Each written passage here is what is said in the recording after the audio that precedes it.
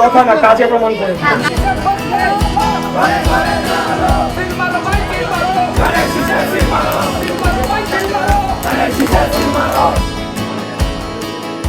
মাস আগে আমি গ্যাস কর্তৃপক্ষের সাথে দেখা করে আসছি এবং কয়েকটা মহল্লার সমস্যা সাময়িকভাবে সমাধান করা হয়েছে। 12 তারিখের পরে তো আমি আর প্রার্থী থাকবো না, ইনশাল্লাহ কথা দিয়ে গেলাম আপনাদের গ্যাসের সমস্যাটা জরুরি ভিত্তিতে সমাধান করার জন্য।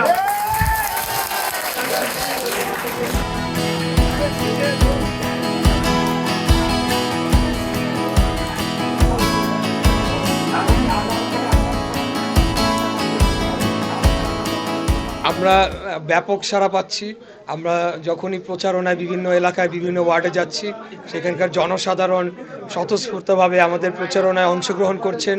ওনারা বাসা বাড়ি থেকে নেমে আসছেন, কেউ ফুলের মালা দিয়ে আমাকে বরণ করে নিচ্ছেন এবং ওনাদের সমস্যাগুলো তুলে ধরছেন এবং ওনারা স্পষ্টভাবে ব্যক্ত করছেন যে এবার ওনারা ধানের শীষে আস্থা রাখবেন এবং ওনারা চান যে আগামী দিনে ওনাদের যে সকল সমস্যা রয়েছে সেগুলো নিরসনে যাতে আমরা কাজ করি এবং তারা আমাদেরকে ভোট দিয়ে জয়যুক্ত করবে।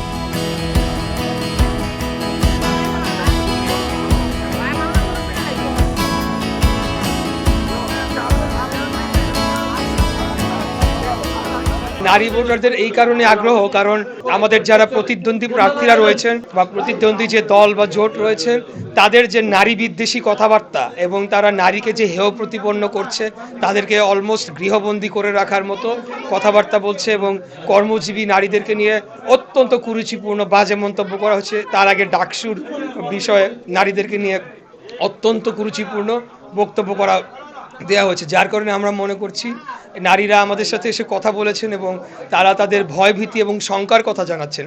আমরা তাদেরকে আশ্বস্ত করেছি যে ইনশাআল্লাহ আমরা যতক্ষণ রয়েছি তাদের কোনো দুশ্চিন্তা নেই, তাদের অধিকার এবং তাদের সম্মান বজায় রাখতে আমরা আমাদের সর্বোচ্চ কাজ করে যাব, যার কারণে আমি মনে করছি নারীদের আগ্রহটা বেশি।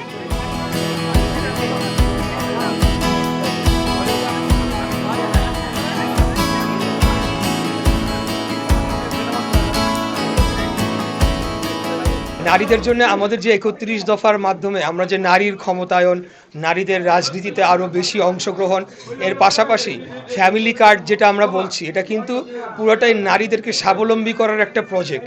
আপনারা এখানে যে বলা হচ্ছে যে 2 থেকে 2,500 টাকার খাদ্য সামগ্রী সহায়তা দেওয়া হবে, এই অর্থটা এই ফ্যামিলি কার্ডগুলো কিন্তু নারীদের নামে হবে।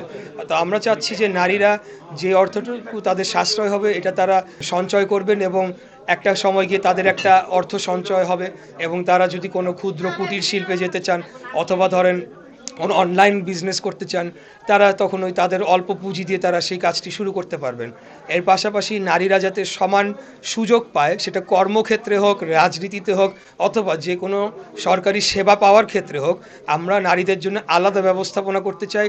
বিশেষ করে গণপরিবহনে আমরা দেখেছি যে নারীরা অনেক বেশি সেখানে একটা অস্বস্তিকর পরিবেশের মধ্যে দিয়ে পরিবহনে যাতায়াত করেন। তো আমরা আলাদা গণপরিবহন এবং বিভিন্ন সরকারি অফিসে তাদের জন্য আলাদা বুথ করা যায় কিনা সেই ব্যাপারে আমি উদ্যোগ নেব আগামী দিনে।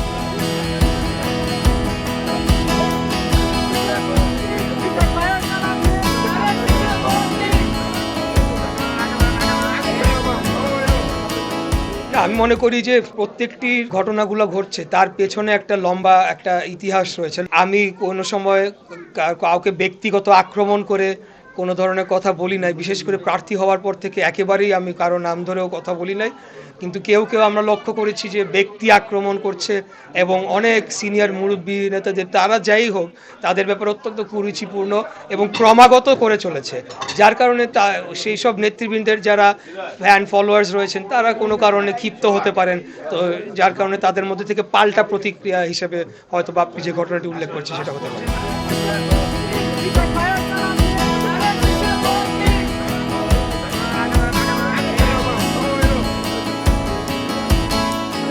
অনেক অনেক আমি যেখানেই যাচ্ছি সেখানেই যারা মুরব্বীরা আমার বাবার সাথে ঘনিষ্ঠ ছিলেন, পরিচিত ছিলেন, বন্ধু ছিলেন, আমার বাবার ছোট ভাই, বড় ভাই অনেকেই ছিলেন যারা আমার বাবার সাথে দীর্ঘ পথ চলেছেন, তারা সবসময় আমার বাবার স্মৃতিগুলো তুলে ধরছেন এবং ওনারা আমার কাছ থেকে আশা রাখছেন যে আমি যাতে আমার বাবার অসমাপ্ত কাজগুলো সম্পন্ন করি এবং ওনার ভালো কাজগুলো যাতে আমি আগামী দিনে অনুসরণ করি, সেই কথাটি আমাদেরকে ব্যাখ্যা